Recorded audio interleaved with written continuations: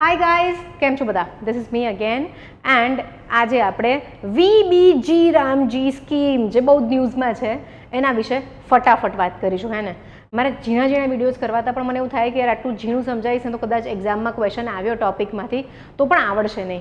तो विडियोज आपणे थोड़ा मोटा थता जाय छे, but don't worry, as I told you, जो आ सीरीज तमे कम्प्लीटली जोई लेशो नॉर्मल करता जे आवता होय एना करता 25 मार्क वधारे आवशे। And this is not the first time we are doing it or I am saying it. UPSC aspirants માટે અમે લોકો કરી જ ચૂક્યા છે and we have seen amazing results. તો ચલો અહીંયા આવી જઈએ આપણે વીબીજી રામજી સ્કીમ, બરાબર?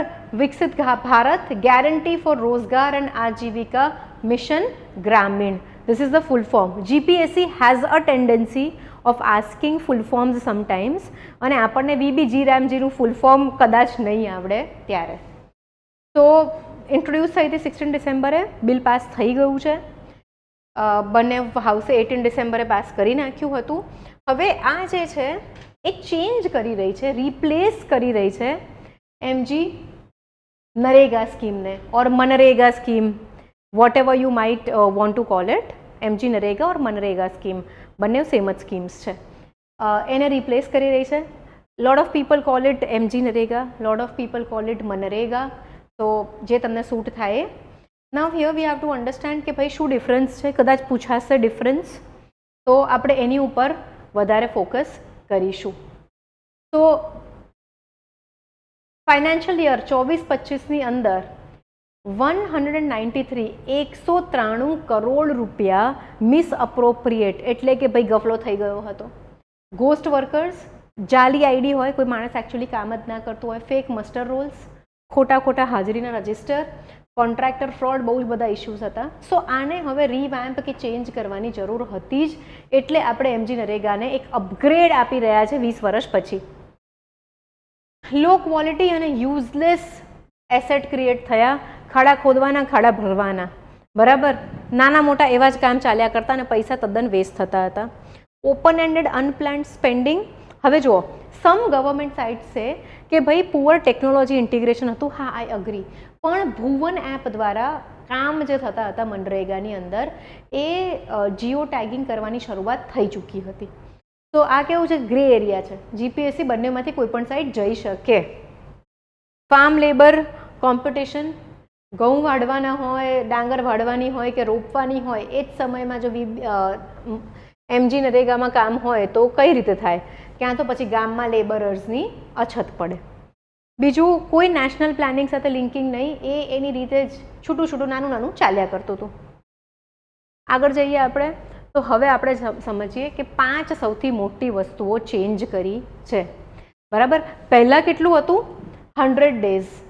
ઓકે, સો આ જે એમજી નરેગા સ્કીમ છે એ ગ્રામીણ વિસ્તારોમાં એક પરિવારમાંથી એક વ્યક્તિને 100 દિવસનો કન્ફર્મ્ડ રોજગાર આપતી હતી, જેથી કરીને પોવર્ટી ઓછી થાય.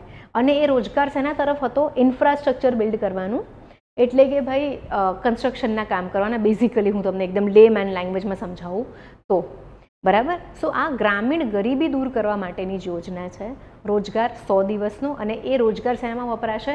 ભાઈ ઇન્ફ્રાસ્ટ્રક્ચર બનાવવા માટે, માળખાકીય સુવિધાઓ બનાવવા માટે. હવે અહીંયા જોઈએ આપણે, હવે પહેલાં 100 દિવસ હતો, હવે 125 દિવસનો રોજગાર થઈ ગયો છે. 25 દિવસનો રોજગાર ડિમાન્ડ પ્રમાણે રિક્વેસ્ટ પર વધારે મળી જશે. 175 મેક્સ થશે, +50 extra demand if possible. So maximum 175 days અહીંયા આગળ એક વ્યક્તિને રોજગાર મળી શકે છે, વિચ ઇઝ અરાઉન્ડ અડધો વર્ષ. આગળ જોઈએ, પહેલાં આ સ્કીમ જે છે એ કેવી હતી? સેન્ટ્રલ સેક્ટર સ્કીમ હતી. હવે સેન્ટ્રલ સેક્ટર સ્કીમ એટલે કે કેન્દ્ર સરકાર, સેન્ટ્રલ ગવર્મેન્ટ બધા પૈસા આપે આ સ્કીમમાં, જેટલો પણ ખર્ચો થાય એટલો. હવે આપણે આને સેન્ટ્રલી સ્પોન્સર્ડ કરી નાખી છે. 60-40 શેરિંગ થશે.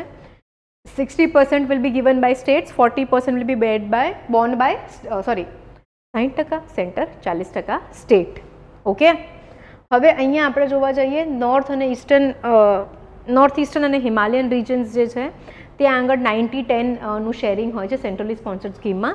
એ એવી રીતે જ રહેશે. 90% પૈસા કેન્દ્રીય સરકાર આપશે, 10% રાજ્ય કાઢશે.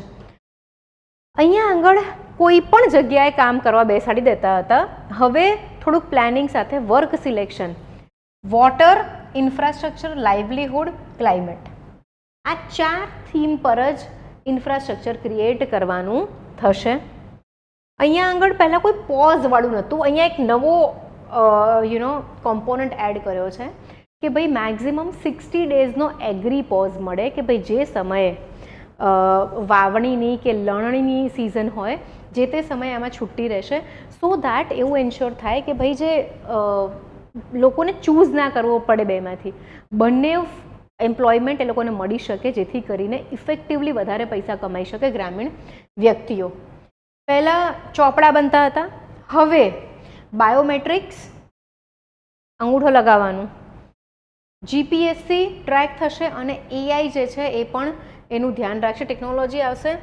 વીકલી પબ્લિક ડિસ્ક્લોઝર એટલે કે એક પોર્ટલ બનાવવામાં આવશે, એમાં દર અઠવાડિયે આ પૈસા વાપરવાથી ક્યાં શું કેટલું કામ થયું છે એ અનાઉન્સ કરવામાં આવશે.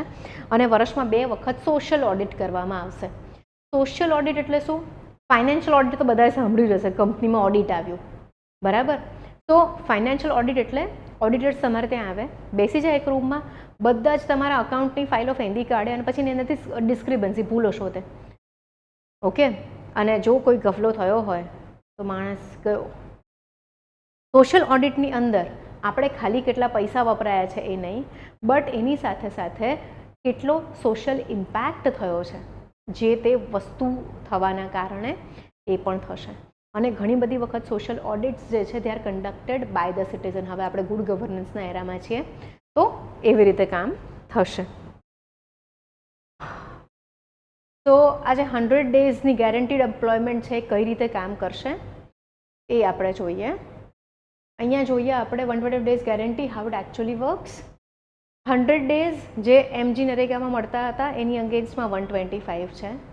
તો અહીંયા આગળ આપણે જોવા જઈએ તો વર્ક સ્ટાર્ટ ડેડલાઇન જો 15 દિવસ સુધી, જો તમે એપ્લિકેશન કરી અને 15 દિવસ સુધી જો તમને કોઈ કામ ફાળવવામાં નથી આવતું ઇનસ્પાઇટ ઓફ બિંગ એલિજિબલ, તો સ્ટેટ ગવર્મેન્ટના ભંડોળમાંથી તમને પૈસા મળવા માંડશે. State pays unemployment allowance. આની અંદર વિમેન કોટા પણ છે કે ભાઈ 1/3 1/3 women workers should be hired.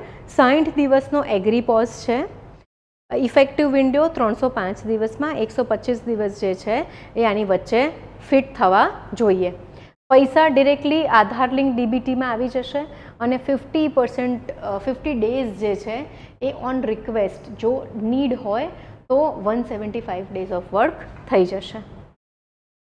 આગળ જઈએ આપણે ફંડિંગ મોડલની વાત કરી છે તો અહીંયા આપણે જોઈશું તો ભાઈ પહેલાં કેન્દ્ર જ બધે પૈસા આપતું હતું. વેજીસ એટલે કે ભાઈ પગાર આપવાનો હોય, હવે ઇન્ફ્રાસ્ટ્રક્ચર બનાવશે તો મટીરિયલ લાવવાનો હોય તો પહેલાં રાજ્ય એમાં 25% આપતું હતું, કેન્દ્ર કંઈ જ નહોતું આપતું. એડમિન કોસ્ટ શેર કરતા હતા, 6% મહત્તમ રહી શકતો હતો. અનએમ્પ્લોયમેન્ટ અલાઉન્સ સ્ટેટ આપે. એક્સેસ પહેલાં મળતું જ નહોતું, સ્ટેટનું આપણે ઓન પેપર હતું. અને એક્સેસ પેન્ડિંગ અનલિમિટેડ, સ્ટેટ 0 પૈસા આપે જો વધુ પૈસા વપરાઈ ગયા તો. અહીંયા આગળ બહુ જ સિમ્પલ છે.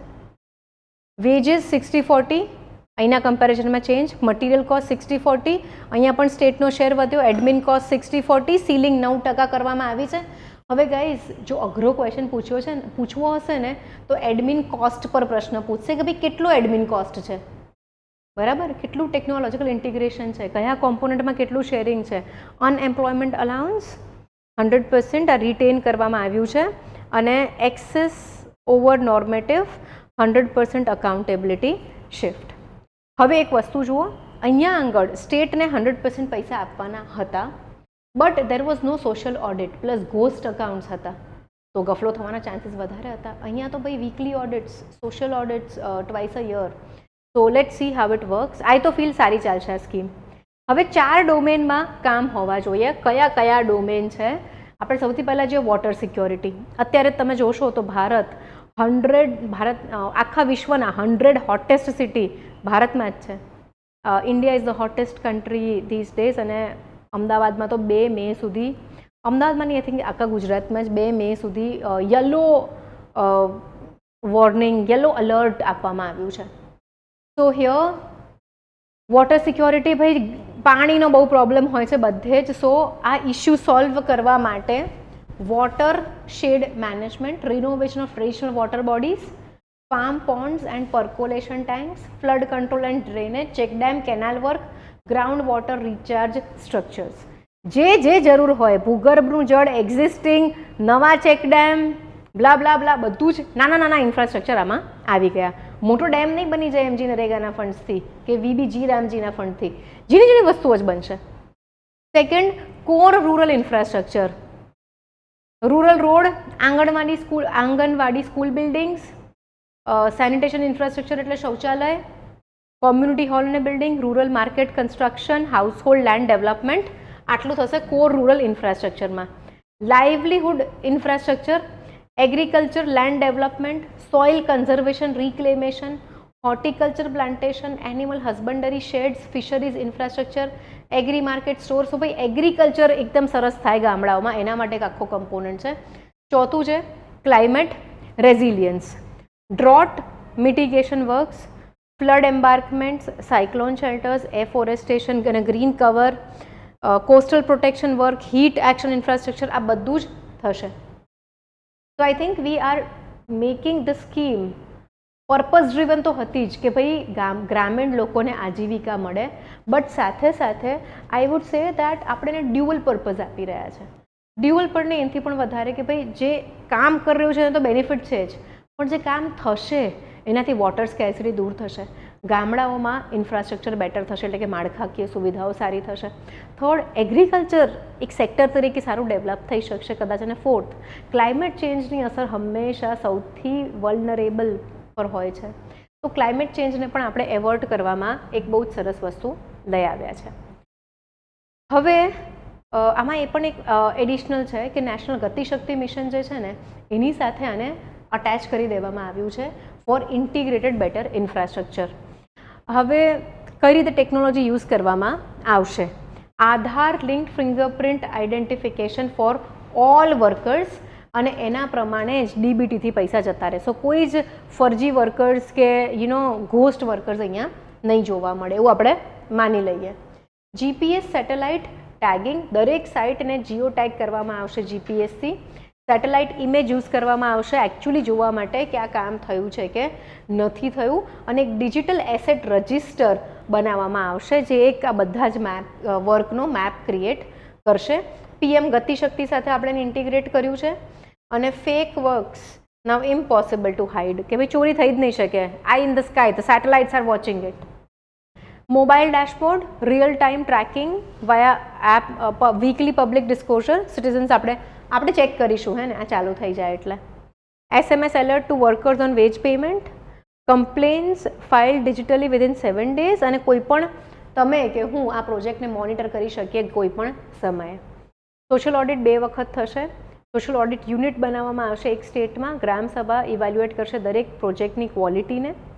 પબ્લિક ડિસ્ક્લોઝર રહેશે બધા રિઝલ્ટ્સના, અને સેન્ટર જે છે એ ઇરેગ્યુલારિટી થશે તો ભાઈ પૈસા બંધ કરી દેશે. હવે સ્ટ્રેન્થ કઈ છે? 25 દિવસ એક્સ્ટ્રા, ખાલી ડ્યુરેબલ વર્ક, કરપ્શન નહીં થઈ શકે. નેશનલ પ્લાનિંગ લિંક ગતિશક્તિ સાથે આપણે એડ કર્યું છે.